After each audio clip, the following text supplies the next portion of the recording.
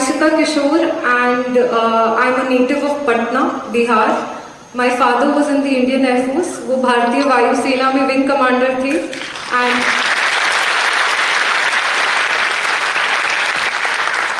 मैं ये इसलिए मेंशन कर रही हूँ क्योंकि उनका वायु सेना में होना एक बहुत बड़ा रोल था मेरा इस डिसीजन में. So, but I lost my father at a very young age. I was 7 years old. And after that मैंने नई दिल्ली से अपनी स्कूलिंग की है, एयरफोर्स बाल भारती स्कूल से. मैंने college Shriram college of commerce Delhi विश्वविद्यालय से किया है. इकोनॉमिक्स ऑनर्स में मैं ग्रेजुएट हूँ. उसके पश्चात मैंने 2 साल अर्नस्ट एंड यंग कंपनी में काम किया है कॉर्पोरेट सेक्टर में. And leaving that job was not easy. It was not an easy decision because I also had some admits from MBA institutes. And I understand from sir that many MBA candidates are also over here. So at that moment I think वो एक decision point था life में, how to decide why I want to do what I want to do and what should be my long-term career plan. So that's when I sat and did the whole analysis. एक मैंने pros and cons list बनाई, जो opportunities है मेरे पास, corporate sector हो, MBA हो या फिर UPSC civil services हो. एंड मुझे ये लगा that civil services is a platform जहाँ पे हमें बहुत रिस्पॉन्सिबिलिटी थोड़ी से यंग एज में मिल जाती है. And secondly, apart from the fact that you have so many responsibilities, ये एक बहुत ही पर्सनली सेटिस्फाइंग जॉब है because you are so connected to the people. तो this is why I decided that मैं सिविल सर्विसेज परस्यू करूंगी. सब लोग सक्सेस की बात करते हैं लेकिन आज मैं अपने फेलियर्स के बारे में भी बात करना चाहूंगी. First 2 attempts I did not clear the prelims stage और ये बहुत हार्ट ब्रेकिंग मोमेंट था मेरे लिए. पर तब अपने आप को संभाल लेना इज व्हाट हेल्प्ड मी. तब 3 प्रिंसिपल्स पे वर्क करना. First is humility. अपनी गलतियां ढूंढते रहें, आप जिस भी फील्ड में हैं, whether it is entrepreneurship these days या MBA के बाद प्लेसमेंट्स है या सिविल सर्विसेज है, अपनी गलतियों को जरूर ढूंढे और कॉन्स्टेंटली ढूंढते रहें.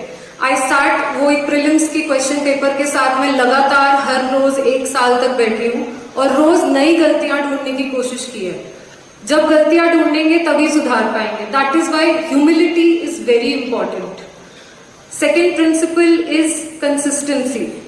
No matter what the result, जो भी रिजल्ट आ रहा है, अगर आपका गोल फिक्स्ड है, मुझे ये पता था कि तीसरा अटेम्प्ट मुझे देना ही है, तो there is no point in crying and not doing it and saying कि मेरा मन नहीं कर रहा, so many failures. Move on. It's okay, आपको बुरा लग रहा है बट डोंट सिट उस फीलिंग के साथ, आगे बढ़ जाइए please.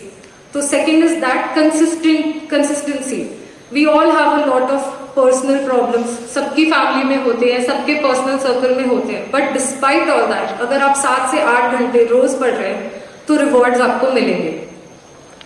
Third principal is the discipline. I think मैं एक आर्म्ड फोर्सेस फैमिली से आ रही थी, तो ये एक स्किल था जो मैंने बहुत जल्दी लाइफ में सीख लिया था. एंड इसका मतलब यही है कि आप जो काम कर रहे हैं उसको आप पूरे मन से करें. अगर अभी मेरा ब्रेक है सो आई शुड नॉट वरी कि मैं पढ़ूं, मेरी पढ़ाई में सो रही है. ब्रेक है तो ब्रेक है, और पढ़ाई है तो कंप्लीटली फोकस ऑन पढ़ाई. इट शुड नॉट बी कि आप साथ में मतलब लेक्चर्स देखते देखते साइड में यूट्यूब चल रहा है, कुछ और डिस्ट्रैक्शन हो गई. जब जो काम कर रहे हैं आप अपना 100% दें. स्कूल में भी इस स्किल से मुझे बहुत फायदा हुआ क्योंकि I was a sports person. मैंने नेशनल लेवल पे फुटबॉल खेला है एंड साथ साथ मैंने अपने बोर्ड्स एग्जाम भी दिया.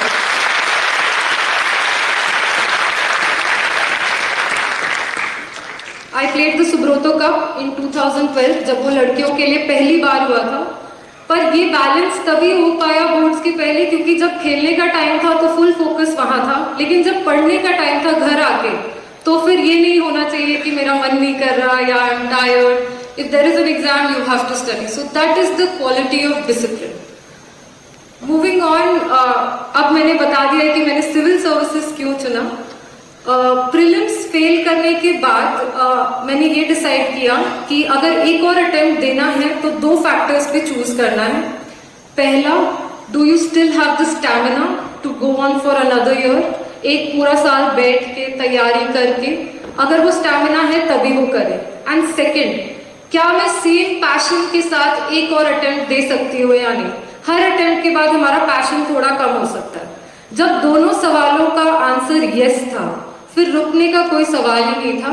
Then I started full fledged preparation again with the same energy, same enthusiasm, and that is why I completed my mains preparation. Mains exam usually 3 महीने बाद होता है। मैंने घर पे बैठ के मेंस के पेपर दिए जब मेरे फ्रेंड सेंटर में दे रहे थे, ताकि जब मैं असली में मेंस दूंगी अगले साल, कोई गलती नहीं होनी चाहिए वहां पे, क्योंकि प्रीलिम्स मेरे लिए ट्रिकी स्टेज था। सो that is the kind of enthusiasm that you also need in this long journey, और उसको सस्टेन करना थोड़ा सा मुश्किल हो सकता है। Finally the interview stage, what helped me the most was peer group practice. So I always tell people that choosing the right friends in whichever, जिस भी डायरेक्शन में है आप, अगर आपके सही दोस्त हैं जो आपको मोटिवेट कर रहे हैं, जो आपको ऑनेस्टली आपकी गलतियां बता रहे हैं, तब आपका इम्प्रूव करना बहुत इजी हो जाता है, आपका सिलेबस भी डिवाइड हो जाता है। So please find those positive friends who encourage you in the direction that you want to go. जिस भी दिशा में आप जाना चाहते हैं, आपके फ्रेंड्स अगर आपको एनकरेज कर रहे हैं तो please keep them close. And secondly, please cooperate with each other. You push them towards their goals, they push you towards your goals. क्योंकि ये एज ऐसी है कि अगर हमारा एक पॉजिटिव पीयर ग्रुप होगा तो you can go a long way. Similarly that brings me to social media also. थोड़ा सा उसका यूज अगर आप कंट्रोल करेंगे, आपको सोशल मीडिया कंट्रोल करना है, सोशल मीडिया आपको कंट्रोल करे तो कुछ गड़बड़ है। तो इसलिए please try to keep a check कि क्या एल्गोरिदम्स हैं, क्या कंटेंट आप कंज्यूम कर रहे हैं। Please try to make a positive healthy ecosystem for yourself, ताकि आपके जो भी गोल्स हैं आप अचीव कर पाए। इसलिए इंटरव्यू स्टेज में बहुत हेल्प हुई थी, क्योंकि मेरा पीयर ग्रुप बहुत पॉजिटिव था। Finally, if there is one broad thing that I can say about UPSC, it's a quote by Michael Jordan. क्योंकि मैं एक स्पोर्ट्स पर्सन हूँ, मैं उन्हें फॉलो करती रहती हूँ। तो it goes like, stay true to the game and the game will stay true to you. If you shortcut the game will shortcut you.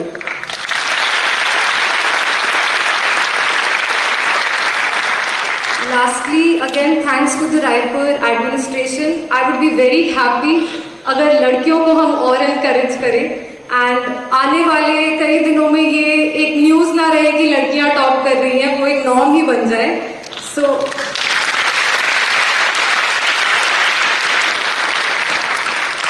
again, one more quote, क्योंकि मैं बहुत ज्यादा quotes कलेक्ट करने की कोशिश करते रहती हूँ। It is by Michelle Obama, and I'll end with that. This is the era for strong women. May we know them and may we be them.